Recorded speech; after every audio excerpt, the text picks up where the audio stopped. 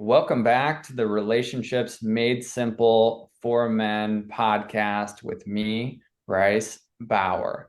Today, I'm joined by my beautiful wife, Jenny Morrow. She wanted to interview me because she's starting her own podcast.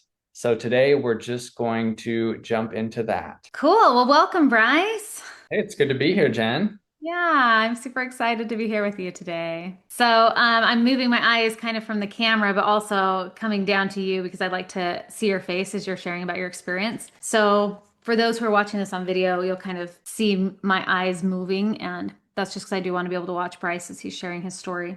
I'm curious, Bryce. Well, first of all, tell us a little bit about your work in the field of personal and relationship development. What do you do?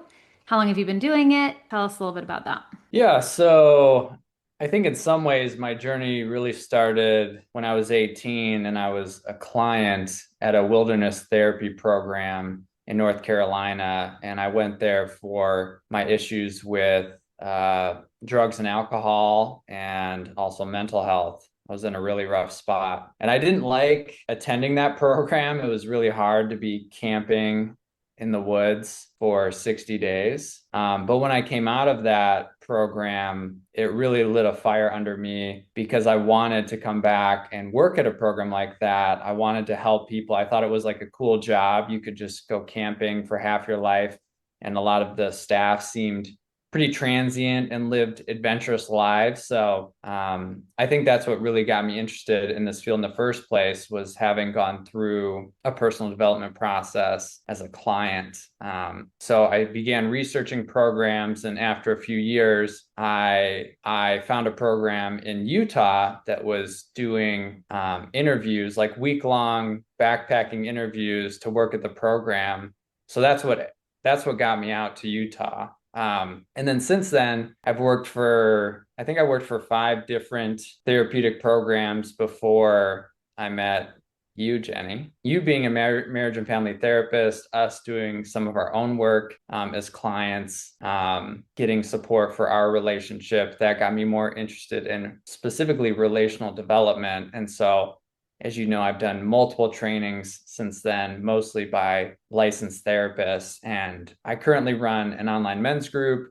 I've been doing a yearly men's retreat the last 5 years. So the next one is next month. We work with couples together, and then I also see clients individually on my own. And most of my clients are men, I think probably because I'm a man and there aren't as many men in this space. So it just kind of naturally turned out that way that you maybe work with more women and I work with more men, but then we also work with couples together. So that's what I do full time, and I also play pickleball full time, as you know. And we spend a lot of time together, going out, walking, hanging out with friends and family. So I would say, yeah, that sums up my life in a lot of ways. Thanks, Bryce. I had a couple questions pop up while you were sharing. One is I was curious when you said that going into the program you went into, well, you've talked about how it was an adult program, not a adolescent program, which kind of makes a difference because in the world of like inpatient treatment programs, you can be voluntarily there if you're an adult, or you can be required to be there if you're an adolescent. Like you don't have a choice. So in your circumstance, you were in an adult program over 18, and technically it was voluntary in the sense that technically you could leave if you chose to. Is that right? Yeah, that is a good distinction and something that a lot of people don't understand about adolescent programs is a lot of kids are there involuntarily. I mean, they might actually want to be there, but they also don't have a choice. So that changes the dynamic of the clientele in the program. So I was 18, I was barely an adult, but I could have said no. The consequence was that even though I had moved out and was in college, the consequence was that everyone in my life was saying I needed to go. My parents were saying they weren't going to support me on any level if I didn't go. So that was the intervention that I went through. Great, thanks. I was also curious, you talked about you said going into it, there was the issues you were having with drugs and alcohol, the addiction aspect of what was happening, and then you also mentioned the mental health aspect. Do you feel comfortable sharing any more about the mental health aspect and what that meant?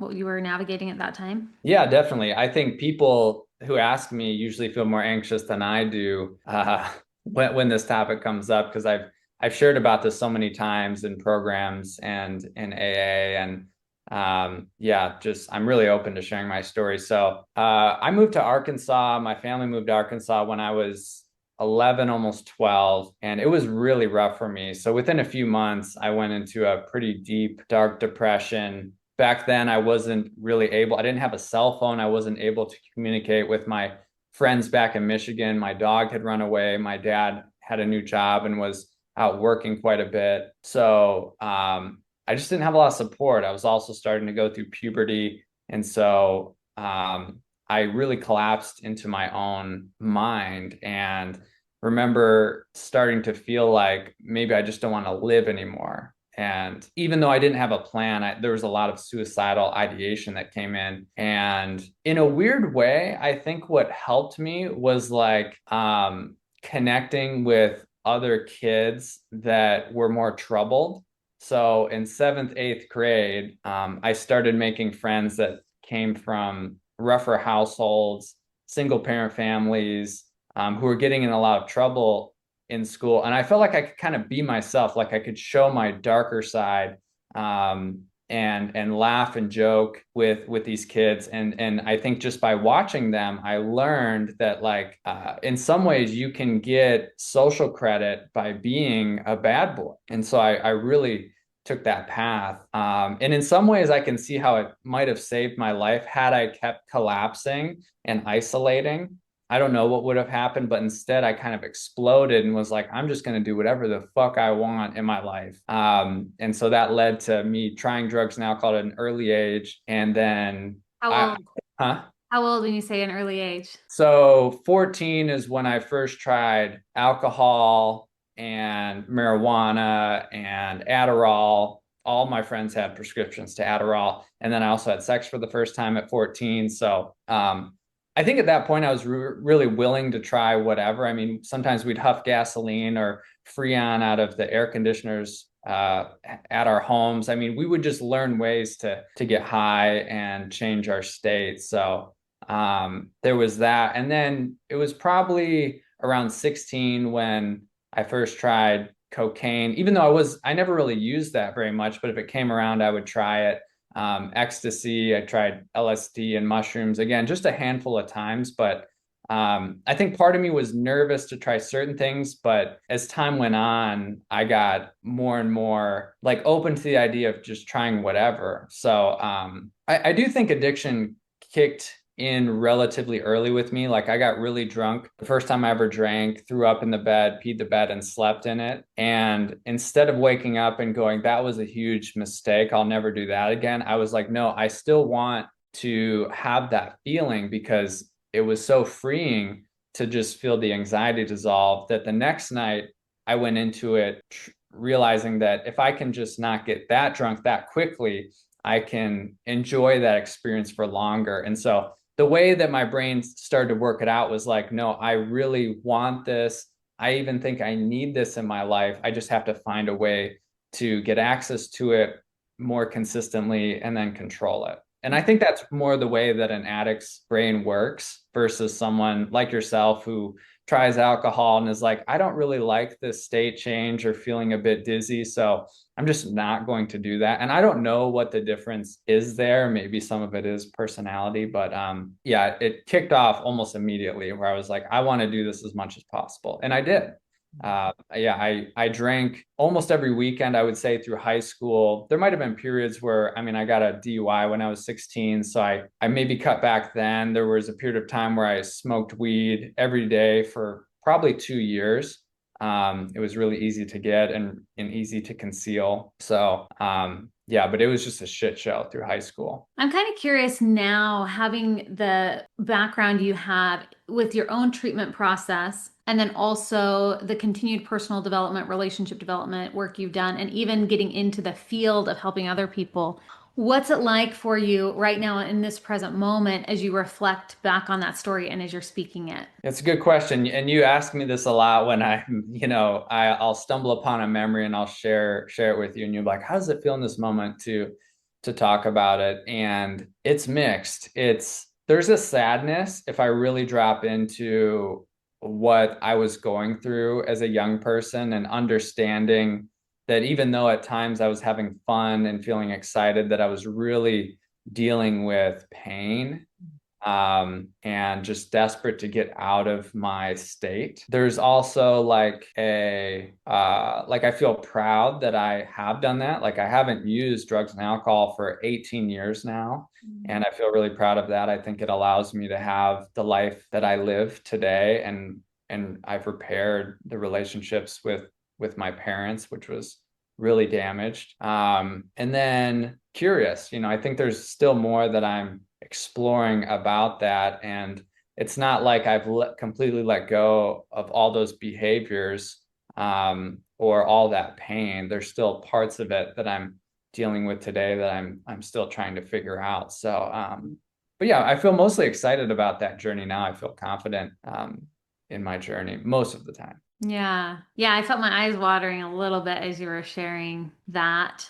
And I felt there was another thing I was curious about as you were sharing. I may not remember. It was when you first shared something about the sadness. Well, what I'm hearing now is that there's a mix of sadness and also excitement. Oh, this is what I was curious about. One of the things that struck me as you were sharing was when you talked about that first time using and getting really drunk and feeling free of the anxiety and being Mhm. like, I want to feel that again. And that just like really stood out to me for some reason. Just imagining that experience of feeling so locked into like an anxious state, or like you Mhm. said, just feeling so locked into a state and just wanting, just experiencing the contrast of the freedom from that state. Yeah, totally. Yeah. And it just I just felt like a lot of compassion because our backgrounds are so different. So I don't have the experience of using drugs and alcohol, or even feeling like I was so anxious that I needed to get out of my state. Like I don't have that same experience. And I think sometimes it's easy from the background I come from, or from anyone's background where you don't have that certain type of experience to not understand why someone is so drawn to using. And I just feel a lot of compassion as you're talking about it. Yeah. Hmm. Yeah, thanks, Jen. And I do see it as, we I forgot who said it, all problems are relational problems. And I even think addiction is that. Like I didn't really feel that safe in my closest relationships with my parents or with my sister, with my friends. Not that I think I had a good childhood, from the outside looking in, but for some reason I really didn't trust that people were there for me. And so I emotionally, at least, I think physically I knew they were. So I think, really collapsing into myself, it might be why I have a more avoidant attachment style. And I think when I see people using, I'm like, yeah, their current state, their sober state is so miserable that they will do anything to change it. And of course, there can be a physical dependence that gets layered on top of that. But the initial reasons why people use, I think, are because they have trouble making secure attachments with the people in their lives. And so even when people get sober, a lot of times they really struggle in relationships. I saw this, with people in Alcoholics Anonymous. It was, yeah, you still have to do more work once you get sober to learn how to trust people again and to trust yourself, and to manage your feelings, which is really hard to do. And like you, I think growing up in a like the maybe more of a sheltered environment, but that was also very safe in a lot of ways emotionally.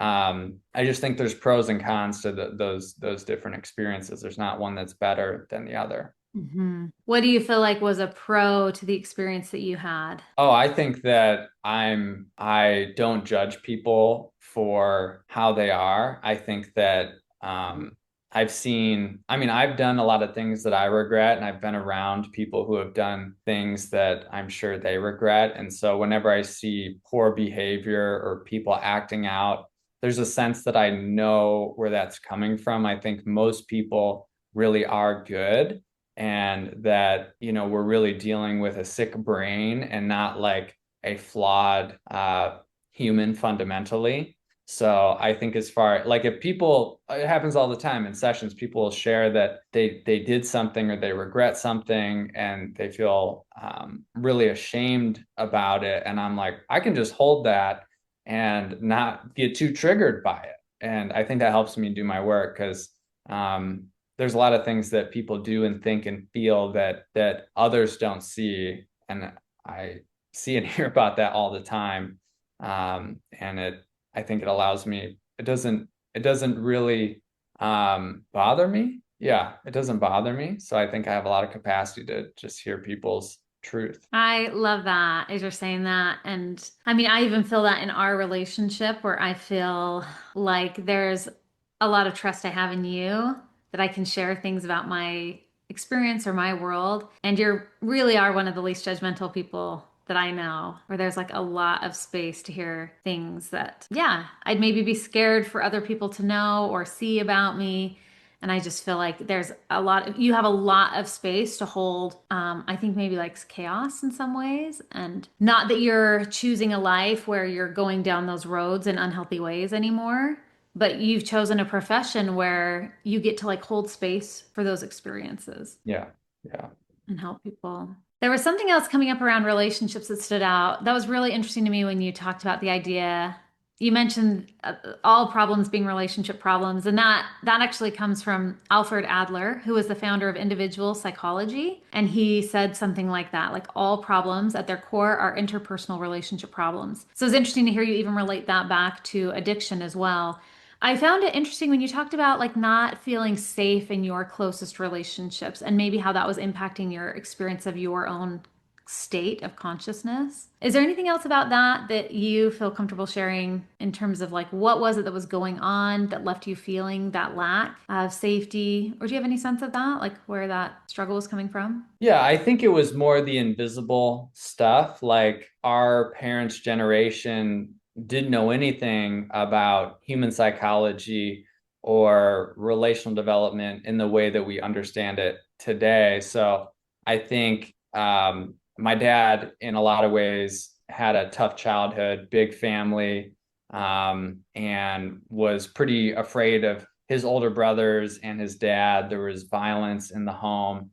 And so even though I didn't even get spanked as a kid, I think that my dad knew how to go and do fun things and work. But as far as like really dropping in and getting to know the sensitive boy that I was, that didn't happen as much. And so I think even at an early age, I kind of learned how to take care of myself emotionally. And I would hear this from my parents like, oh, yeah, you could just go be by yourself and do self play or go explore in the woods. And I'd go out in the woods by myself for hours. And there's nothing really that unusual about it to me. But now looking back, I'm like, oh, yeah, I didn't go to my parents for emotional support. And I think my mom had some difficult things happen when I was really young. Her dad passed away unexpectedly.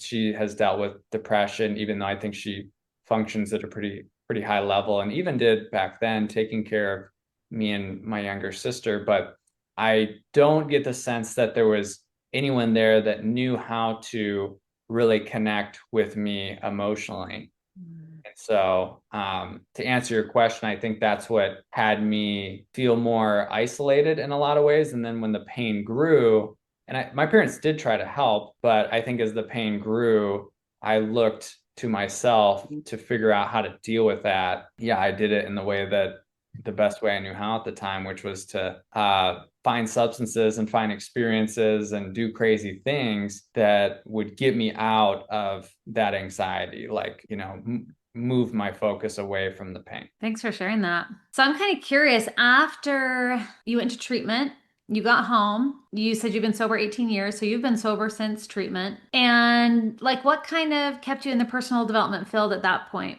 Like what did things look like moving forward from there? Really, it was just the dream. I didn't have much going for me. I was from a smaller town in Arkansas, and I came back. I went to North Carolina for the program, and I came back to Bentonville, which now has grown a lot. But back when I was there, there wasn't a whole lot going on. So I went back to my old friendships, and people didn't really know how to relate with me. I had just been through this transformational, intense experience. doing therapy multiple times a day in group settings and one-to-one, and learning about, why I am the way that I am. And then I came back into my friend group and no one understood me, knew how to relate with me. So I think people kind of avoided me. They were just doing their own thing. So I was working at a restaurant because I wanted a job. I wanted to be self-supporting. I moved back in with my parents, but the whole plan was to get the hell out of Arkansas. Like I just knew that there wasn't anything there for me. And I did have big dreams and aspirations of moving out west or California, to be in the mountains or on the beach or maybe Hawaii. And so that was the plan all along. And my ticket to get out of Arkansas, the only thing that I thought that I could do was maybe work at one of these programs because I kind of understood how it worked. I didn't have a degree. I didn't have any skills really in anything. So that was what I hung my hat on for the 2.5 years when I got back home and waiting for my 21st birthday, because usually you have to be 21 to work for these programs. And I went to a lot of AA meetings. I went to probably 250 meetings in those 2.5 years, maybe 300, and got a sponsor, worked the steps, and even started doing a coach training program because I wanted something to put on my resume to be able to work in one of these programs. But I was all in on being a wilderness guide. So that's what really kept me afloat in those 2.5 years when I thought about relapsing. And there were plenty of opportunities to do it. But I was like, if I do that, then I can't get out of here. So I need to stick with it. You said that was also around the same time you went through your first coach training. What was it like to go through your first coach training? Because that's what you do now professionally. What was that first? Because that would have been what, close to 18 years ago? Yeah, I was 19 when I did my first coach training, and I had heard about this program. It was called the Coaches Training Institute at the time, and still one of the biggest coach organizations in the world. I think they have 50,000 plus coaches, but they would do only in-person trainings at the time. This is in like 2008, 2009. And I found some in Chicago. So I saved up money, and my parents helped me pay for the coach training because I just didn't have the funds to do that. But all the travel and everything, I took care of. And so I drove up to Chicago. It was about 9 hours from Arkansas, and did 3 separate 3-day trainings up there. And then I wanted to go out west. So I did my last 2 weekends in San Francisco and drove from Arkansas to California. And I mean, this is like a longer story. Like I didn't even have a place to stay when I showed up in California, and I ended up staying in someone's foreclosed home. This is 2008 or 9 when the housing market crashed. So I met this woman, and she said I could stay in her home that had nothing in it. She just gave me like a blow up mattress and no furniture. It was kind of crazy. But I spent almost 2 months in the Bay Area because I thought, hey, I'm already out here. Let me try to find a job and work and live in California, and I'll wait till this next coach training. But as far as the coach training was concerned, it was awesome. I loved it. Like I probably felt like I was going to be a great coach, because I was just so excited about it. I thought, I can do this already. And I was by far the youngest person there. I mean, like I'm a 19-year-old doing this coach training, and I'm around a bunch of people in their 40s, 50s, 60s who have like had careers in that they were lawyers or real estate agents that were looking for like something new in their life. And so I totally stuck out, but everyone really accepted me, and I think they loved me and wanted to help me and support me learn how to be a coach. So all around, it was a really great experience, and I learned a lot. Yeah, I mean, there's still some tools today that I use, and yeah, I'm glad I did it. I mean, looking back, I can see how much I didn't know. Like I just didn't. There's a certain level of life experience I didn't have to where I think it's helpful to have that going into the coaching space. But yeah, I've always been all in on that journey. I always wanted to work in this space. I probably will for the rest of my life. And it's the only thing I'm like really, really good at, I think.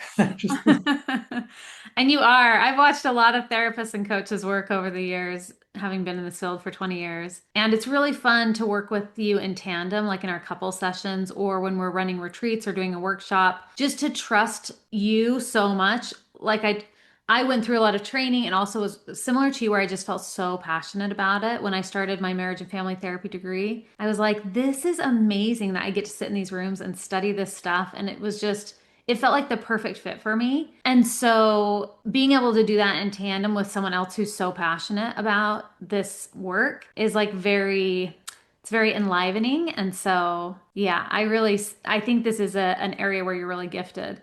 And it's cool to see how you take like your giftedness and then you keep learning. You've continued to expand by learning new ways of thinking about things, by continually getting trained. And it's been really, really cool to see that and see your own development through something you're actually just really naturally good at. So I'm kind of curious. So there was this coach, this phase where you went through this coach training. It felt really good. If you felt like you were good at it, and you also still had this desire to go into wilderness therapy. So I feel curious to go to that now, hear a little bit more about the wilderness therapy experience, your experience as a guide. I know you'd done the coach training prior to becoming a guide. Is that correct? yeah, I did 5 separate 3-day trainings prior to working for the therapy programs. Okay, cool. So yeah, I'd love to hear a little bit more about working for the therapy programs, what that was like. I don't know if you were able to bring some of that coaching experience that you had in those few trainings into that. Um, but either way, I would just love to hear more about the experience of being a wilderness guide. Yeah, so I worked for multiple programs in different capacities. So each one was kind of different. And they were all adult programs, correct? Yeah, they were all adult. Most of them were all male programs too, ages 18 to 30. Mm. Some were co-ed. So I loved it immediately. I moved to Utah. I was commuting 3 hours from Salt Lake City to this tiny little town in Wayne County with 200 people. And I was actually working at the residential center because they didn't have any openings for the wilderness guide positions. But I actually liked the residential center a lot more. So it was where clients would go before they went out into the wilderness and after they came back and they were about to transition back home or into sober living or whatever. So for the most part, I got to sleep in a bed most nights.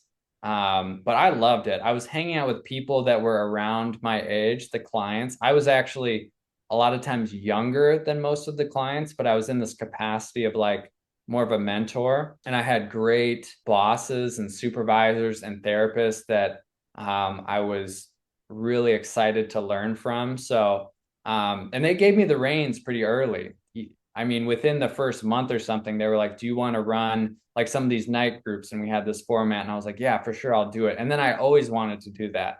Like if we were ever running a group, I was like, I wanted to do it. And I'd get feedback from the therapist if they were there on like what I could do better. And we do trainings every week when people are coming on and off shift. I worked a week on and a week off typically. And I loved it. Unfortunately, that program was bought and closed after a year and a half of working there. And then they opened up a private program that I came back and worked at. But I really loved working in that space. It was kind of like we were hanging out and trying to either do something that was really fun and engaging, like hiking, sports, or we were doing these like deeply personal groups. And I loved both of those things. So I wouldn't say I loved every minute of every program, but for the most part, I knew I was in the right place. I loved working for these programs. I mean, when I actually did work out in the field as a wilderness guide, that was probably the most challenging type of work that I did because the weather is just wild. I mean, if you're in the high desert in the winter, it can be extremely cold and dry and it's just hard. It's just hard being out there. And then when you're in the summer, when you're up in the mountains, there's a lot of bugs and it can be hot and humid and you're always sleeping outside. I actually got to the point where I could sleep better outside than I would inside, but naturally, I think that was always more of a challenge to me, to always be dirty, always be sweaty, smelly. And yeah, just have to manage food and going to the bathroom, all those things outside. I've told you many stories of just like something will be brought back. Oh, I remember when it rained for 3 days straight, flash flooding, and everyone was in their tents and water was seeping in. And we were just like, sitting around this tiny little fire underneath this little tarp, and, just everyone was miserable, and I'm glad I had those experiences, but I'm much more of a fair weather camper now. I don't go backpacking that much, and I'd rather sleep in a bed inside now. I love that. That's so funny. Oh, that's so funny. So yeah, it sounds really intense. I can't even imagine that experience. And yeah, it's pretty amazing. Well, yeah, the environment can be intense, and then also the clientele. A lot of times, wilderness therapy is used when people have been through multiple residential programs and really struggled or left AMA against medical advice. Or it's for just really tough clients that if there's an educational consultant working with the family, they might suggest wilderness programs because they're a lot harder to leave. I mean, almost every week we'd have a client that was like, I want to leave. I don't want to be here. Maybe they get really aggressive. And, if we're in the middle of the woods or in the desert, it's like, okay, well, we can delay them by telling them that we can start walking, and one of us might just start walking with them in some direction. And that was the way to kind of diffuse and de-escalate the situation sometimes. So there was a lot of conflict. You had to be really thick-skinned and deal with some really difficult personalities working in that field, as you can imagine, with 18 to 30-year-old men that some have been to jail, have been shooting heroin for years, and they are not having it. Yeah, and I'm just reflecting back on even you sharing your own experience of that in wilderness therapy when you were a client and wanting to leave, and just how much harder it was to leave that versus if you had been in an inpatient situation. Yeah. Or sorry, an inpatient residential place that was more Right. traditional in a city or something. Oh yeah, I would have left for sure. And there's this whole world that a lot of people don't have never been in, right? So even when I wanted to leave, they told me, well, you can't take any of your gear with you because that's ours. And there's a dirt road 9 miles from here, and then that'll bring you to a paved road. That's what they told me when I said I'm done, I want to leave. And just being faced with that reality is a young person, where it's like, I can walk out of here in I can try to walk out of here in sandals and like maybe hitchhike back to Arkansas with no money. It was terrifying, but it was also confronting in a really good way. Like, hey, I have made choices to be where I am here today, and I've been really entitled around hoping that parents or somebody will bail me out, or I can just avoid consequences. And here I am, faced with all the consequences of what got me here today, and I can stay and still receive help, and people are willing to help me process that, or I can go off on my own, and my life's gonna get really hard really quick. So I think there were life-saving moments in that program, and that was one of them for sure. Yeah, I can tell you being my husband and my partner and the love of my life. I'm like just so, so grateful. I feel really grateful for that program and grateful that, yeah, you were able to get sober at such a young age and Yeah. feel some emotion as I say that. There was something else coming up, another question I had. Oh, so you mentioned earlier in the interview this idea that, there can be certain behaviors or mindsets. You didn't use the word mindset. You said behaviors or something, ways of being or something where even though you've been sober from drugs and alcohol since 18, there can be certain actions or mindsets or thought ways of thinking that can just stick with us. Yeah.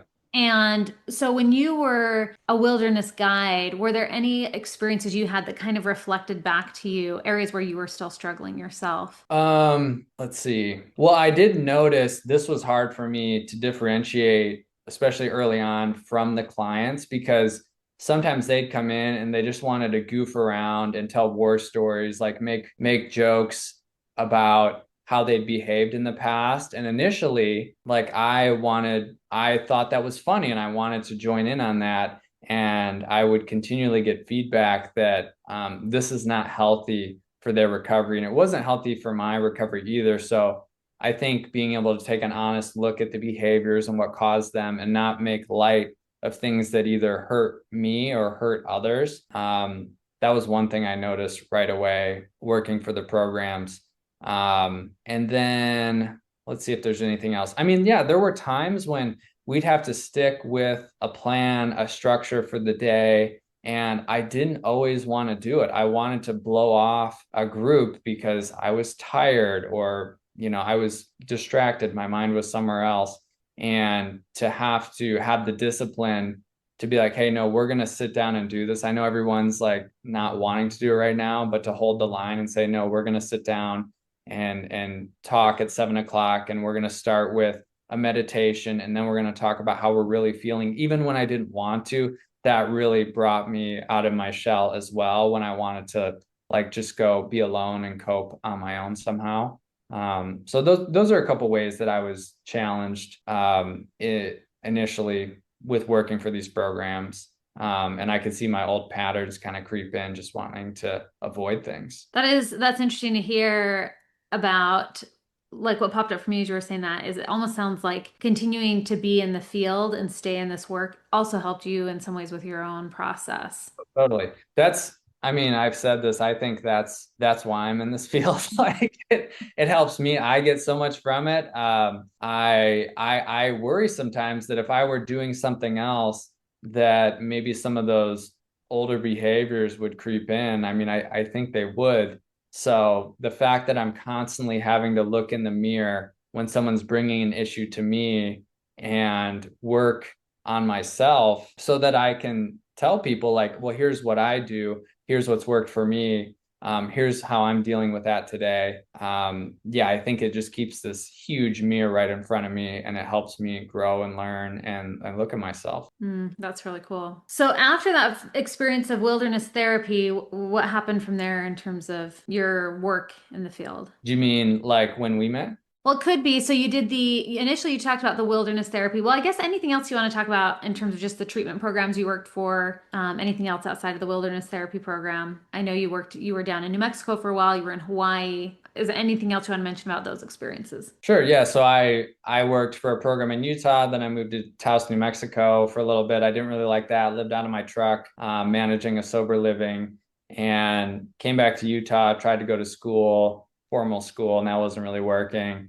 Worked for wilderness program, another residential program, and then I got a job out in Hawaii working for a wilderness program on the Big Island. That was more of a horticultural therapy program where there was a lot of gardening. We didn't ever camp. But we spent the whole day outside, and that was really cool. I had always wanted to move to Hawaii, live in Hawaii, and that was a great year of my life. I don't think I wanted to stay any longer than that, but I'm so glad that I went out there, met a lot of cool people, and I mean, Hawaii's just awesome. It still has a place in my heart. I went back last year to visit a friend, and I'm like, this place is just awesome. I can't live here because it's so far away, and that's just not the way that we want to set up our life, but it's a magical place. And then I suppose an interesting part of my story, there was this there was this gap between me working for programs and then coming back to Utah when I met you, where I traveled around the world, completely around the globe. So I got a work visa to work in Australia for an outdoor education company. My friend hooked me up with a really good job. It was a company that worked with the school system. So I went out there, bought a car, got a bank account, had a job, and was even planning on maybe staying there long term. But I just had to find a girlfriend because that's what my friend had done. I thought that maybe I could do that. So it's kind of a fantasy.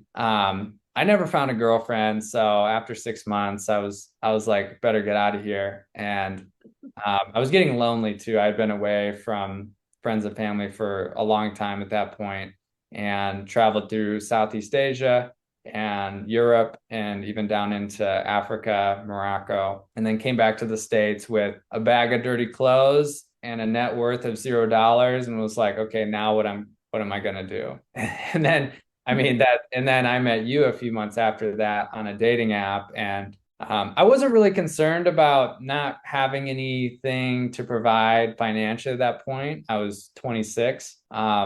But it was cool to look back on that and realize that there's no way that you were dating me because of anything that I had. It really was just for who I was at that point. And yeah, I mean, that's kind of where our journey starts. And where more of my relational development journey starts. A lot of what I did prior to that was focused on just me as me. And then I think being in relationship with you and progressing in our commitment, that's when it felt like a much different journey than I had been on up to that point. So tell me, up to that point, well, moving forward from there, since that was about the time we met, how would you say your own personal development, your own individual work, and then your work that you did in the field, how did that impact like when you met me and our dating process? So yeah, talk a little bit about how we met and also how your work and your own personal development started impacting like how you chose me. Just how was it impacting your relationships at that time, especially your I relationship? was working in the therapy field, impacting my. Yeah, or having worked in the therapy field or having gone through coach training or having done your own therapy. How was all of that, your personal development for you as well as how you were working in it? How was that impacting how you were making decisions about dating, and how it went with us? Yeah, good question. So, one thing I realized after my last breakup before I moved to Hawaii was that I would compartmentalize a lot of my personal work to when I was at work. So, I dated a couple of women in my early 20s that really struggled with their mental health. And I didn't really feel like I knew how to help them. And I couldn't talk about some of the things I was learning in the therapy programs because they just didn't really understand it or didn't have much interest in it. So I think what I realized when I came back from traveling was that I wanted to meet someone who I could have these deeper conversations with, who was doing some form of personal development, who was also sober. That had been an issue in past relationships with girlfriends drinking alcohol. And so yeah, that really did inform who I was looking for. And so when I met you, I was like, oh great, therapist, doesn't drink, seems really stable in their life. Like you check the boxes of the upgrade that I was looking for my past relationships. So it's kind of cool because I'm just reflecting on my choice as well through our process. And like you were saying, how you didn't have anything when you came back from your world travels, you didn't have anything in your bank account, you had a bag of dirty clothes.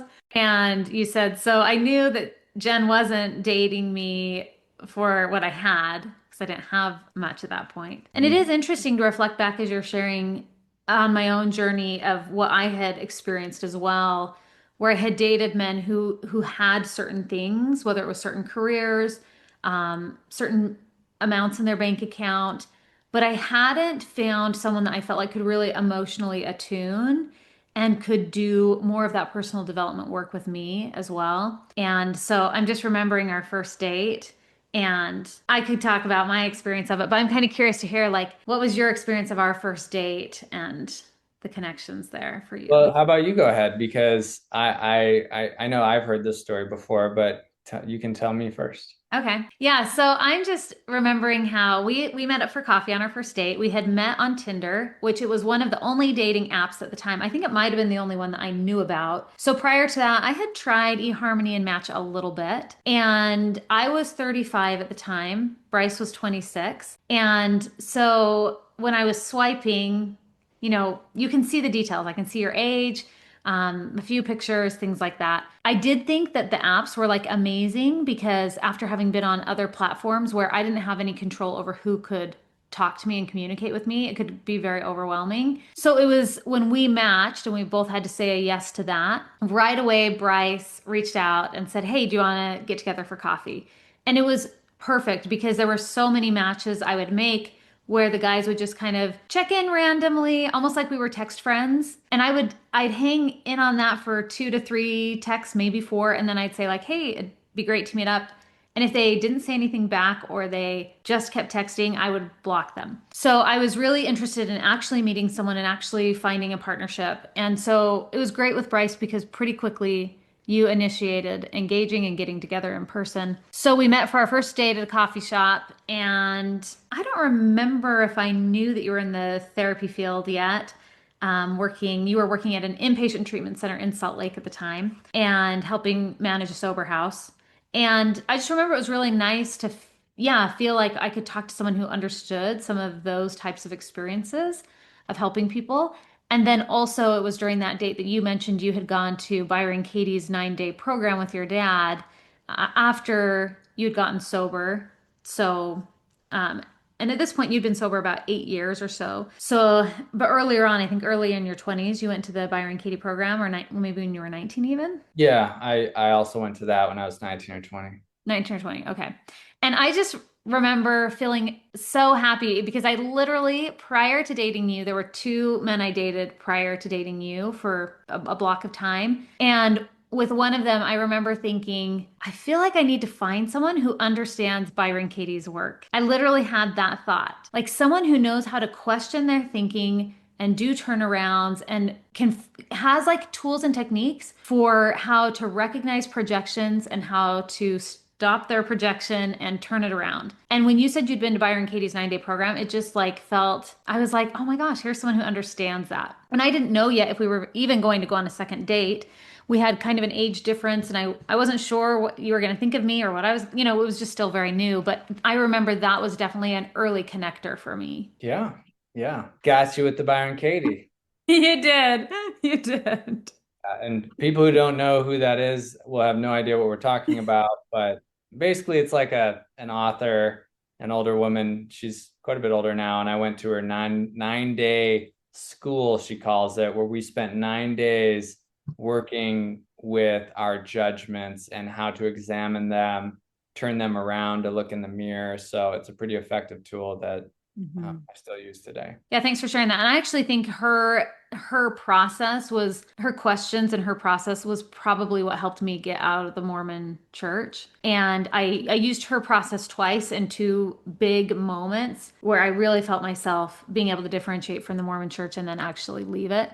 And so, yeah, someone who knew how to do that, if it felt like a big deal to me that you had some education in that. So, okay, so from there we meet, we start dating. Yeah, go and talk a little bit about that experience and what was going on with your work at the time, and again, how that was influencing your experience of dating and relationships. Well, I think we, just like a lot of couples, went through a really nice honeymoon phase. I was attracted to you and interested in you from the beginning. And I think we hung out every other day for maybe 3, 4 weeks before I asked you to be my girlfriend and to be exclusive, even though I was already not dating anyone else after our first date, because I thought it was just better to stick with one person at a time. Yeah, so we became a couple and even got invited, because I often wouldn't go home for Christmas. I didn't like traveling during the holidays. So your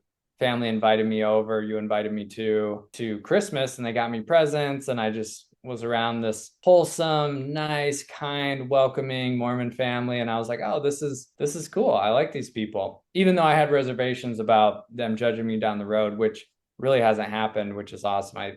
Your family's really, really great. But yeah, I think we had a nice honeymoon phase. And then we hit some bumps in the road around our differences and how we thought about porn use, because I had watched porn off and on since I was young, and you were concerned about that. I initially didn't even really want to acknowledge it or look into it. I was honest about watching it, but I didn't want to take that out of my life. And I mean, looking back, I think, there was something there to be explored. And we got in, you suggested seeing a couples counselor, and I made the decision to stop watching porn, because I felt like it made more sense to me that I didn't have a good reason to keep watching it, even though it wasn't like an addiction. But I think it opened up new levels of depth into looking at how I manage myself on my own. And but yeah, that was like the first big conflict that we had in relationship, when we got support for it. And I don't know. I mean, there's a lot more to the story. We've been together for about 10 years, but yeah, I think 6 months of honeymoon and then some struggle, and then we got some support, and then I think we've had, in a lot of ways, multiple honeymoon phases in our relationship with also some major hurdles. How would you say, having worked in the field of therapy and personal development, how did that impact your willingness and openness to get support so early on in our relationship, 6 months into dating? Did it feel like that had an impact at all, having been in the field or having done therapy before? I am curious because I had in previous relationships, I had said we'd hit spots where I said, I think whatever we're going through is bigger than what either of us have resource or capacity for, and I want to get support. And in both those relationships, they were a no to that, which is ultimately what ended the dating relationship. And with you, 6 months in, when I said, yeah, I want to get help and a third party to talk this one through, you were very open to it. Yeah, I knew that my parents had gone to therapy when I was younger, some. I had gone to therapy a handful of times as a teenager. And then going through that therapy program at 18, I learned pretty early how to talk about just my problems. Be like, yeah, I had a problem. And then I went and got help for it. And that's what happened. So I never had a stigma around getting support or going to therapy. I did see it a lot like getting coached in any other thing like a sport. So I'm still sometimes surprised that people feel afraid or they feel a stigma around getting support for emotional things because I'm like, well, what do you do if you don't do that? Like, do you just keep struggling with the same thing? You don't go ask people for advice about it. So when you me to go in and get some support from somebody, no, I didn't feel any resistance to it. I was like, yeah, seems like a good idea. Why not do that? And I've had mostly positive experiences in that place. So no, I didn't. I was good. I was good with going. I was glad we were going. I even felt progress after, we were doing sessions. So it was all good in my opinion. Yeah, cool. That's awesome. So moving forward from there, we first meet, we have 6 months of dating. You're still working in the field of treatment. Anything else you want to talk about just from there in terms of like your own development and also your career development? Well, as you know, we hit another little snag when you wanted to watch a recording of this couple who were both marriage and family therapists, and they were talking about adult attachment. And I still don't know why. I mean, I have some clues as to why, but I was resistant to that. I just kept kind of dragging my feet about agreeing to watch it, or, oh, I can't sit that long and watch. Maybe it was like 3 hours or something. I think it was an hour and a half, but It felt like 3 hours to me. But anyways, yeah, I had some resistance to that. And looking back, I don't know what it was. Maybe it was fear about learning more about relationships, just like what that could mean for the level of responsibility that it would put on me. I was still, even though I had done personal development, I was still very individually focused in my life. And I kind of wanted a relationship where that could be the case. So, like, if there were hard things, I was kind of like, well, let's go work on things separately and then come back together and they'll be good. That was one fundamental idea that I had to break down in our relationship. Anyways, long story short, I do agree. You stay with it. I agree to watch this video. I find it interesting, even though the videography was terrible, which I kept commenting on. And which led me to go to a weekend workshop with you in Colorado, which led me to sign up for the Deep Psychology of Intimate Relationships 9-month course, along with the relationship coach training by this couple. And that really set my career on a path to working with individuals and couples, because I was learning things that, even though there were similarities and overlap, I had never really learned how to work things out with people in a romantic context, especially. mm-hmm. So it's kind of like I knew how to manage clients. I knew how to have decent boundaries with my parents. I knew how to do my own thing and like go work on myself, but staying with conversations, staying in conflict with you and learning how to validate and have compassion and have patience for that felt like a whole new skill set that I didn't have. And I learned a lot about that and still am learning a lot about that.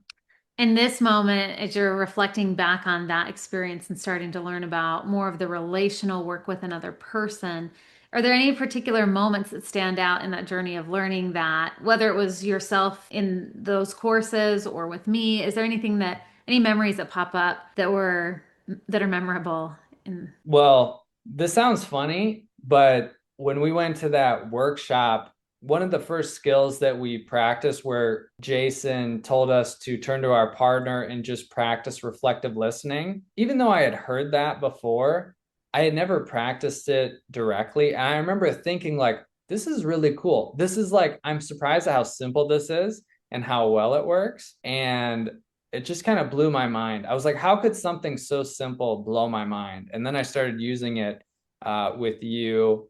And at that time, I think I was just starting my coaching practice. So I started using it more with my clients and then just random people in my life. And I was surprised at how it changed the conversation. It wasn't like I was always having to think about what to say. Like I could really just stay with someone and try to understand them and help them feel more understood. So that changed the way that I communicated day one. There was also oh yeah, we had something come up. I don't remember when this was, but it was before we got married, I'm pretty sure. But we were driving to your sister's house, and I was like bringing up an idea of going on a trip, like a backpacking trip, and you weren't really feeling it. I wanted to go to Southern Utah, and you were like, well, maybe we could get an Airbnb or something. And I was like, well, you know what? How about I'll just go by myself backpacking and you can do whatever you want to do. And you were really hurt by that. And we had a really it was just a really hard moment where you even wanted me to stop the car and you need to get out and just take a few breaths. And I did not handle that well at all. But I think I was just so stuck in that framework of, well, if we can't figure it out, I'll do me, you do you, happy, happy equals happy. And I was so confused why it wasn't working. I was like, no, you can do whatever you want, Jen. I'm not even telling you what you need to do. I'm just saying I'm going to do. And I think that really, it was just really confronting to see how my way wasn't working for you and that I would have to try a different way. And this idea of, again, I think staying regulated and taking in the information, your wants and needs, listening and validating those and staying in the creative solution process was something I hadn't really had to do before. And doing those trainings helped me learn how to do that much, much better. that's awesome. Yeah, I felt like when you started going through that personal development process and learning the things you were learning through the deep psychology of intimate relationships and through that first coach training for relationships specifically, I felt like, yeah, it was just cool to see how it was impacting us. And I remember when you brought up the idea of doing that training to get more confidence in your ability to work with relational stuff. I remember thinking whether or not this translates into you doing work in this field, like whether or not you decide to work with relationships, I would just love the gift of what it would do for us. And I felt like it really did. It felt like it kind of started this process of us being able to engage in like more functional ways around collaboration and connection. And I don't know, when I think about like a maturing of the relationship. Yeah. Yeah. Okay, so from your first training in relationship work, what kind of started happening with your work at that point? If I'm remembering right, we went to the first workshop, you and I, before we were married. And then when you started the deeper course and the relationship coaching training, I think we were married at that point. So I think we got married in between those two things. I think we were engaged when we went to the workshop and then married when you started your program, which would make sense because we got married in September and maybe you started in September or something like that. We got married in May. Oh, you're right. We got married in May and then you started your program in September. We got engaged in September. Yeah, I have a general idea of the timeline, but I had started coaching clients after completing another coach training. And then I started deeper and the individual coach training. and then the couples coach training. What was that like for you as you were starting to work with clients more one-on-one? Well, at first it was very intense. I think my first session, I almost had a panic attack. I was just talking with someone over the phone and I didn't really know what I was doing. I didn't have any business help, so I don't know how someone found me. And I think I did 4 sessions with this guy, and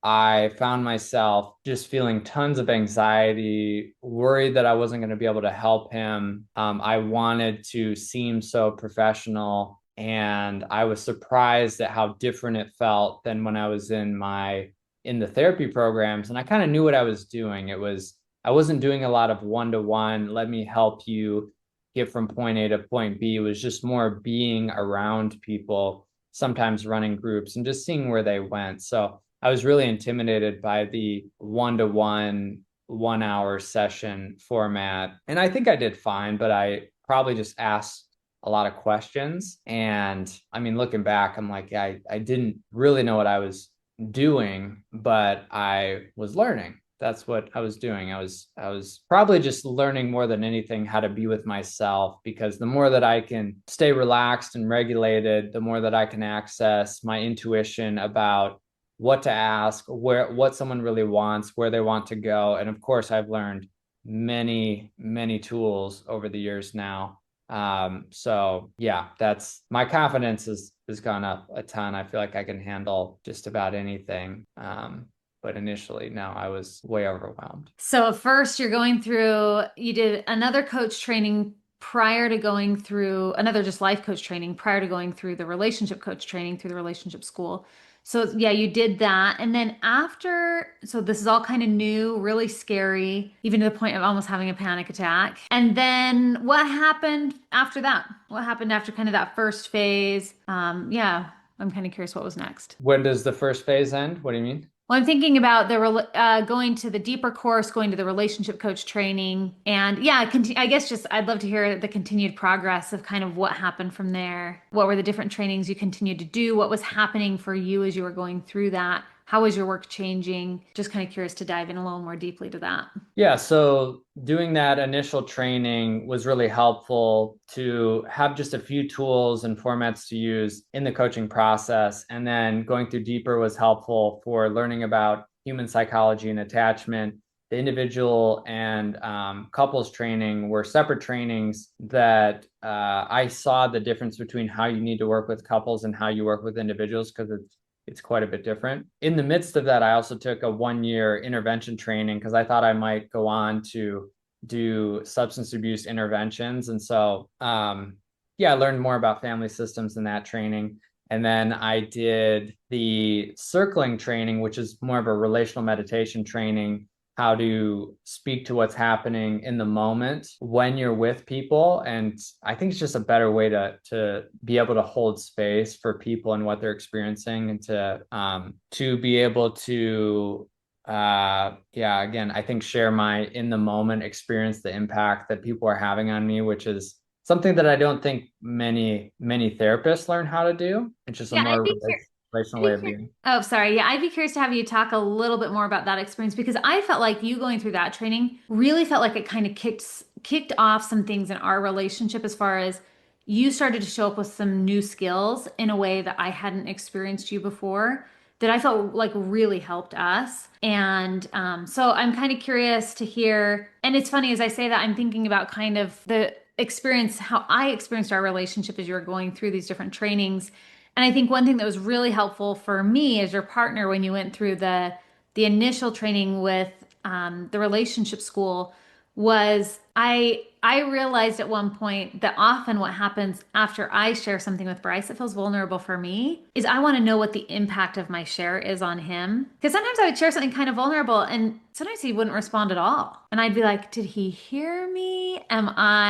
Does he think I'm weird? And that's why he's like not responding. Like I couldn't figure out why I'd like share something so vulnerable. And Bryce would just kind of keep going as though nothing had been said sometimes. And so it was so helpful when we went to the workshop together and the tool of sharing impact. And so it gave me a language where I could say, hey, I just shared this thing. I'm feeling kind of vulnerable. I'm curious what the impact of my share was. And sometimes you're like, oh, I like didn't really feel anything. And I was like, oh, well, that's why he sometimes maybe didn't respond because it didn't like have much of an emotional impact. And he wasn't aware that it was vulnerable for me, or he wasn't flagging that I was needing more attention around it. So it was helpful when I could ask for impact and you knew how to give impact and share what was happening for you. It turned our conversations a little bit more relational. And then I noticed like a second shift that felt like it opened up some more relational capacity when you started that circling training. And it felt like, again, what was maybe on the inside started to come out on the outside a little bit more. Like you could give words to your inner experience in a way that I could see you and understand you more. And it felt like I then had space to do that as well.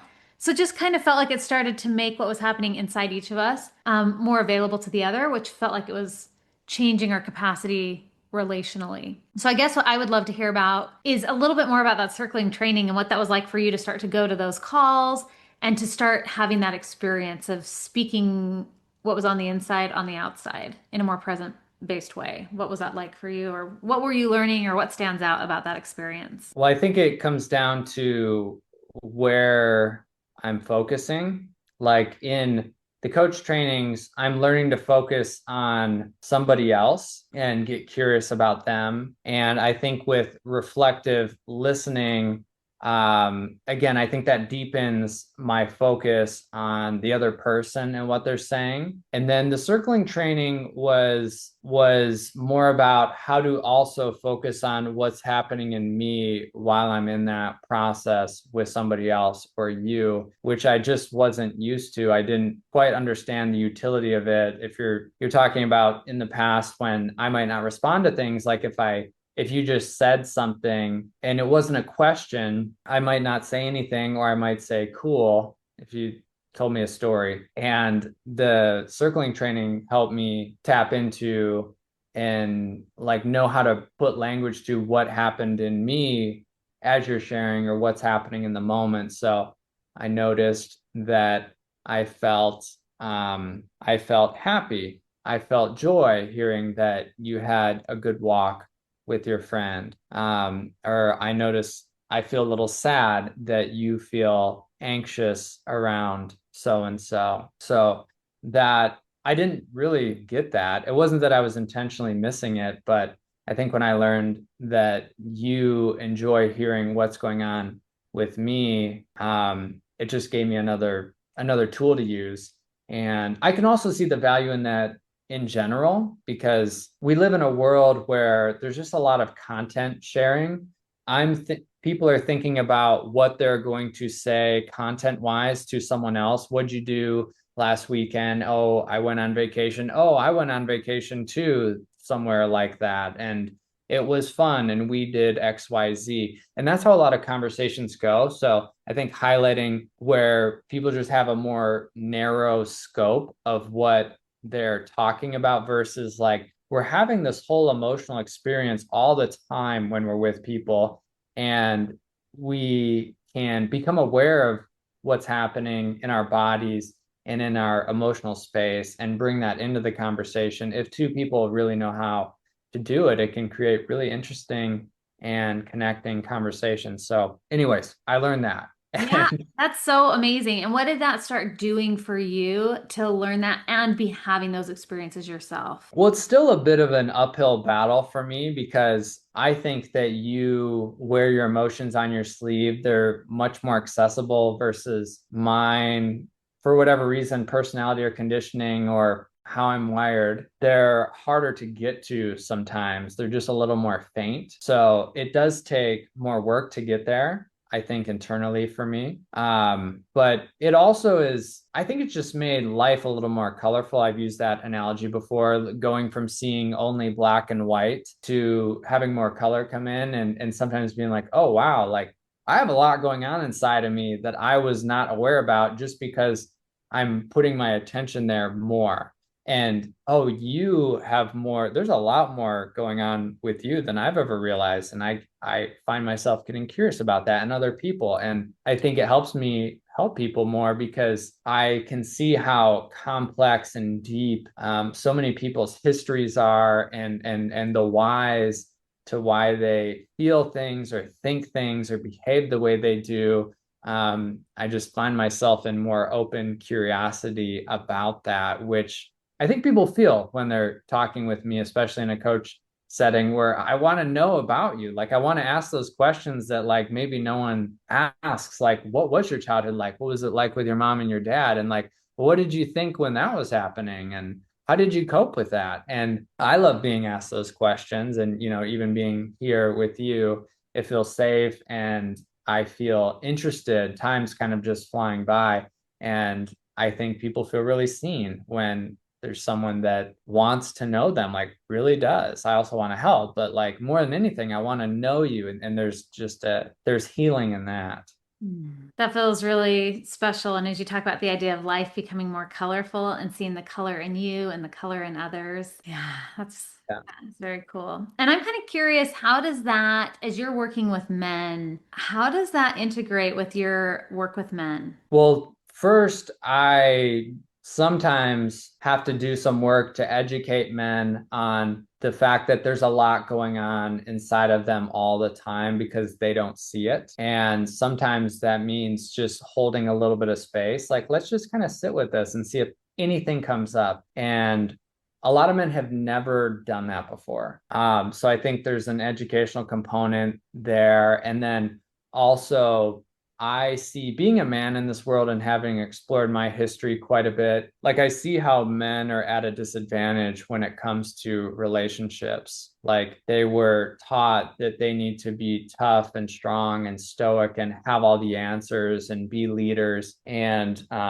that's a lot of pressure. It's a lot of pressure. And it also compresses any pain that they're feeling because if they don't feel like they can really bring it into their relationships or into the world, be seen in it, for people to have compassion for it, they start doing weird shit. I think they start being more secretive. I think they start using strategies to try to control other people. They sometimes have a need to always be right. And this is, I think, coming really from an insecurity. So the good thing is that I can see how insecure men really are. The problem is that because men are conditioned to not seek help, they are more resistant, I think, to coming in and getting help or seeing the value in the process. So normally it takes some painful experience, like their wife saying, I want a divorce, or I don't feel safe with you, or maybe a big event happening in their life that kind of breaks them open and they're like, I can't function right now. I need help. So sometimes I'm catching men in really tough situations. Like that's when they're reaching out to me. And so we have to do some work to even get them back to stable. But also, men come in and they'll even continue the work even after they're stable and they have a good amount of self-awareness, which is really cool to see. But yeah, I just feel for men. It's just the system is not set up to help them. And I wish I had a big megaphone and that everyone could listen. I could say, hey, guys, you can get help. You actually need help. Everyone needs help with this. You didn't learn how to do it. You need to learn how to do it to have a more fulfilling life, to have a better relationship with your partner. And no one gets to skip out on this one. Like you really do have to do it, man. But I guess I'm doing that in some ways, like with my podcast. But I'm just surprised at how few men know anything about relationships and they're just winging it. And how many of those people that you feel like don't know much about relationships and especially that emotional bonding component, how many of those men would you say are aware that they don't know what they don't know? Well, that's the problem. I think ignorance is bliss, and it's a high majority. I think there was a study that I looked at recently that said that 10% of men have gone to therapy in the last 12 months. So 9 out of 10, and there could be, I don't know. I mean, I don't know how the study was set up, but that tracks with what I see, which is that the vast majority of men don't get any emotional help in any way for anything most of the time. So Yeah, it's a problem. Yeah, I remember when you brought that, you came and shared that study with me, and you were like surprised at how low that number was. I don't know if was I surprised? It seemed like you were at the time, which was interesting because I remember thinking like that does not sound surprising, but I didn't know if maybe it was because you grew up in a home where you did have a dad who had gone to therapy and you yourself have been to therapy. And you both, like you've been in a world with a few men who do personal development. You've been in men's groups. But maybe you weren't surprised. Maybe I just interpreted that wrong. Maybe I was excited that I just had some a data point that validated what I already thought, but no, I'm not surprised, and I'd be surprised if I was surprised about that. That makes sense. That makes sense. Maybe you were just, maybe that was it. You were just kind of like passionate about that data point, and Yeah. I bet that's what was happening. So as you are at the point where you are now, so you did the circling training. Then what happened after that? Where did you go with your career development, your personal development, relational development from there? Yeah, well, now we're getting closer to where I am today. I did a couple years of training with Terry Real, who's a well-known marriage and family therapist, and I learned a lot in that training about one up, one down dynamics, grandiosity and shame, which is, this graph that you and I like to use. If you have the anxious and avoidant on one axis, you have the grandiosity and shame on the other, and knowing where people fall on that graph when they're more activated or stressed, it has been super helpful. And even to see how you and I will polarize into one up, one down when there is conflict that comes up. And it also informs me on what direction I need to go for myself to get back to center or to help you get back to center. And then also working with couples, it's super helpful. It's more obvious to people when they learn about attachment styles that avoidants need to lean in more, and anxious people need to lean back a lot of times and like let the avoidant come to them and just be really clear in their requests and boundaries. But it's less obvious when there's grandiosity in the mix and when there's shame, because people fighting to get back to center can look more aggressive. They can look like they're really hanging in there, but at their core, they're really feeling they are the problem, versus someone who's fighting from a more grandiose position is still blaming their partner for the problems, but the behaviors look pretty similar. So I don't know if that's going to make sense to anyone listening, but that's been really helpful in our relationship and then my work with couples. But I did that 2 year training. And then I don't know if it's even been a year since I stopped doing that training. It's maybe only been 6 months or so. Yeah. Yeah, maybe 6 to 12 months, somewhere in there. Yeah. And yeah, I'm just reflecting on how, again, how powerful all these different experiences have, like, they've been for your work. Like, your confidence in your work has grown so much. I've seen you just feel more confident in your work with relationship development with individuals and couples, and then how it's impacted us. And so, yeah, being able to see that one up, one down dynamic and understand polarity and power dynamics, and sometimes the gender, the way that it even looks in terms of how it's gendered in our culture and all of that was just so helpful. I mean, it was cool when you went through all that training because I was able to watch the videos and learn also. So, I mean, it's been cool as you've been going through these trainings and I've been able to watch the videos and just learn a lot of the same things so that we have some shared language and shared reality around how to approach some of this work. But I really think you going through that was also really helpful. And I think it kind of came, I don't know how long ago it was that you and I had some conversations around blame, and you decided, like, I'm going to commit to a blame-free life or something like that. It was a year. A It was year. 2022. No blame. That's right. Okay, that was 2022.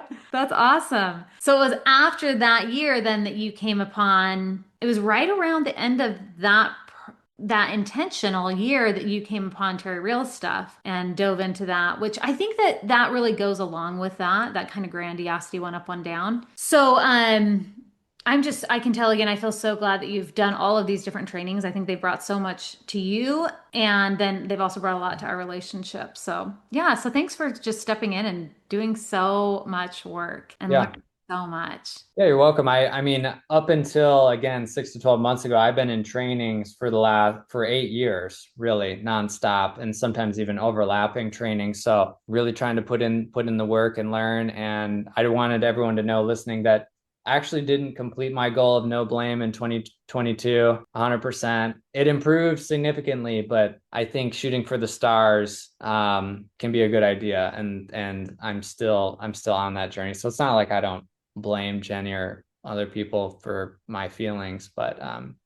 a lot more awareness around them. So it's harder to stay there, like once you know that like if I'm stuck in this victim place or place of all blame, like once you know that it can't be all everybody else or the world, then yeah, it can be hard to stay there, which yeah, I mean it's more empowering, but it is a lot more confronting too. Mhm.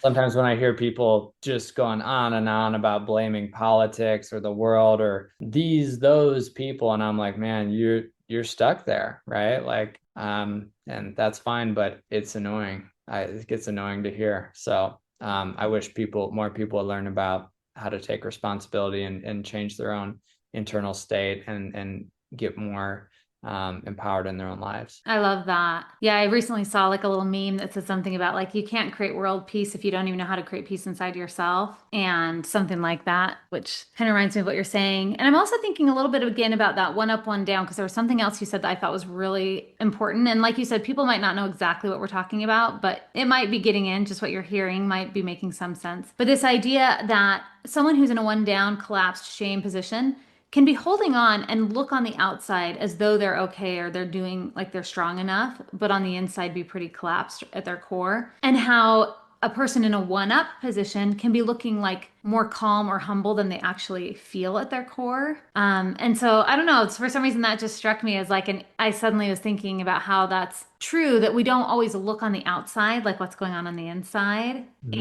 And I think that's one thing, again, as I've worked with you in couples work, it's been really nice to have a male perspective and a female perspective for me because sometimes Bryce can see things I can't and vice versa.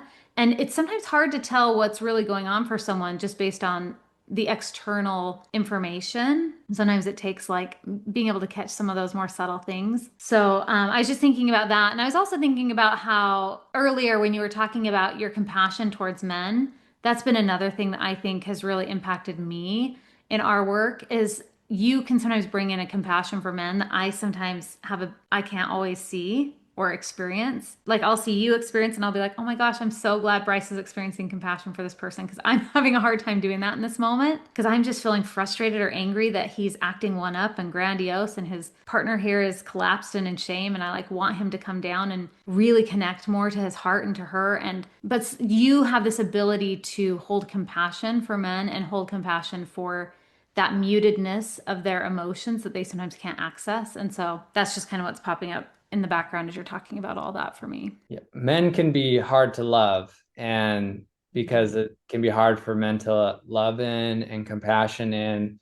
And when I look at men, sometimes I see little insecure boys in big bodies that are trying to meet some need. And sometimes it does work to speak to that part of them and just wonder about how they got that way and just go around the ego and the defensiveness and the mask. And yeah, I'm glad I know how to do that art. It doesn't always work, but men are hard to love sometimes. They can be quite resistant to it. Hmm. Yeah. To be on and honest with ourselves so that we can do that. And so I think there's a good reason why people don't often do this together because I think it can be hard to be with each other in the presence of others if we have so much struggle outside of sessions. I think there's a high level of accountability that I put on myself in order to show up in that way with couples. Whereas, yeah, you're right. If I was just doing this work, maybe it wouldn't really matter how things were going with me because I could still just kind of like go into this other space. But yeah, I think I'm like fine tuned for hypocrisy and I don't want to be a hypocrite. So yeah, I think that it's motivating. Yeah, I could definitely see that. That's awesome. And your YouTube handle is, or your YouTube name is The Professional Husband, is that right? Yeah, at Professional Husband. At Professional Husband. So if anyone's interested in finding Bryce's videos on YouTube, I'll put the links all below as well. But when I saw that recently, that that was your handle, and I think I had known, but I'd forgotten. And I was just like, I love that that's your name because you put so much intention into being a quote professional husband. You really do. Like you said, you see your ability to show up well in our relationship as a huge indicator of your ability to help other people create great relationships and help other men become really good partners. Yeah, it came through a few years ago as a joke more. I'm like, oh, that's funny. No one would ever say that. That's not like a profession. But then I think thinking about it and being like, well, I look at this as a career, as a life path. And this is something I'm teaching people to do, how to be a lot of times better husbands. And then the fact that I do just take it really seriously, and then it's also my job, it actually makes a lot of sense, even though I've never heard someone call themselves a professional husband. It makes sense. So I could probably uh, maybe I should use that a little bit more, like when people ask me what I do for work or something. I love it because Good branding. yeah, it's good. It's good branding. It's funny, and it really does also seem true in terms of how much energy and time and intention you put there. Yeah. Very Yeah. cool. I love it. Okay, so there was one other question I was going to ask. Oh, I was curious about, you talked about one of the disadvantages. I shouldn't even say disadvantages, but some of the challenges that come up doing the work you're doing when you're trying to relate with friends and neighbors in the community. And you talked about sometimes the loneliness you can feel or the longing to go deeper and not everyone wanting that. What would you say are some of the pros to doing this work and in terms of your effects with friends and neighbors and acquaintances? Because I know you and I have, a deeper connection and we're working on this day to day. But yeah, with people just around you in your life, in what ways does the work you do impact your experience in a positive way? Well, hopefully people feel really safe with me to open up. I have built some good connections in the neighborhood with people. And I think the fact that I want to ask deeper questions when I'm with people and really get to know people, not just talk about the surface stuff. Yeah, I hope that I put forward a vibe of like someone who's relatable, curious about people, safe to open up to. And it'll happen in little moments sometimes with friends when they hear about what I do, and I'll ask them some questions and people just open up. And then I also feel pretty comfortable sharing just where I'm at with people more honestly, so they get to know me. I think you and I as a couple, and we're still working on it, but we have created some really cool community focused events like our yearly camping trip up to Colab Reservoir where the neighbors come up. And people love that. And I think some of the get togethers we've done where we've done authentic relating exercises with neighbors and you've done some with the women. So I think we're sometimes giving people an experience that they don't get anywhere else, maybe have never had in their life. So I think people kind of know us for that. And so, yeah, to answer your question, I think those are the pros that I think we have the ability to vet who we really want to connect with. And there's a lot of really nice people in our neighborhood. And then also build connections pretty quickly with people so that we can get to know them more than just the surface level of who they are. I love that. And then as far as other relationships, I sometimes like to think about we have relationships with ourselves, we have relationships with people, and then we also have how we relate to things like our money or our health. Is there anything else you want to say about how your work impacts your relationships to money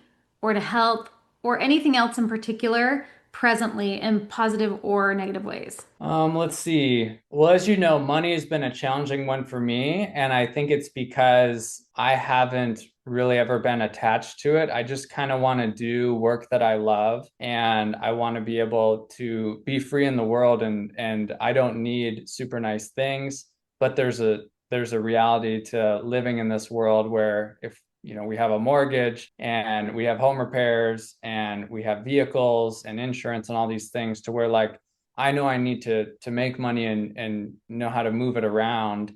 And yeah, that can be a challenge. Like I wish that I could just do my work and not even think about that. But it is something that can stress me out, especially when we're wanting to grow and do more things. And we're in a profession where, sometimes it can be people can judge people that are in this space and make a lot of money, because it's more service oriented. It's more like spiritually focused work. So trying to find that balance has been challenging. And I don't really like to put myself out there that much. I don't do a ton of social media other than my Facebook posts that I write. But I'm not out hiring photographers and doing photo shoots and taking really good pictures and uploading them to Instagram or whatever and using all the hashtags. I don't know how to do a lot of that stuff. And so trying to learn how to market and brand myself, I can get frustrated by that. And yeah, so I don't know. To answer your question, it's a mix. Like I'm so glad that I found a career that I might do for the rest of my life and to where I can make a living at it. And the challenge of really growing a business that has all these numbers involved and might require me to go outside of my comfort zone to put myself out there and sell myself at times. I don't totally know how to do that. And sometimes I don't know if I want to do that. And so I go back and forth between just giving up on it and being like, we'll just kind of let the universe bring people to us as, however it's going to happen, which kind of works. But also I'm like, yeah, this might not get me to where I want to be long term. So yeah. Thanks for sharing that. Anything else in terms of your relationship with your health? Let's see, my health. Well, I'm in really good health. I've always been an athlete. I've been in competitive sports since I was 6 years old, football and wrestling, MMA for a period of time. Now it's pickleball. I still play basketball once or twice a week. So I think I take really good care of myself because I want to be so active. And it's not hard to get me to exercise if it's in the form of a game. So as I probably do some type of movement 6 days a week. And a lot of times it's pretty intense physical exercise. So I don't know how my work impacts that or not, but I think taking good care of myself, having a fairly good diet helps me have the energy and the focus to be able to be with people. And I know that can be a challenge for some people. Yeah, thanks for Yeah. sharing. And my mental health. Like I think sometimes I think I'm stressed, but then I see other people's situations and I'm like, I actually don't think I'm that stressed. And that I think that allows me to again have like focus and energy because I think I might have low grade stress that's there quite a bit, but I don't think it peaks or spikes very much because we've set our life up in a way to where it's pretty chill. Thank you for sharing all of that. It feels fun and interesting. It was very interesting to me to ask the questions and hear what was going to come up. And so, yeah, thanks for sharing how your work currently impacts some of these relationships. And I think that's all the questions I have. Anything else you want to mention about anything coming up or just anything you want to mention for people who might be interested in working with you? No, I think I already shared what I do, and I'm imagining you're going to put some links in the description if they want to look at our websites, see what we offer, and if they want to work with us. We are here. We have some availability. I think we have a lot of really cool options, whether it's like a lower cost group offering with online resources or like a more intimate group setting with the men's group. A lot of guys love that. And then we have in-person retreats, and then the couples work that we do together, or we work with individuals on our own. So I think we have all kinds of options for people in different situations. So yeah, just check that out. Cool. Yeah, I'll put all those links below. And also, we did run a coach training. So if you're interested in getting into this work yourself and you want to learn how to help support other people, we don't currently have a cohort going, but we do offer it as like a self-paced program and training. So for anyone that's listening, if you're like, I'm curious to get trained myself, or I'm already a coach or a therapist, but I want to learn the model that Jen and Bryce use, then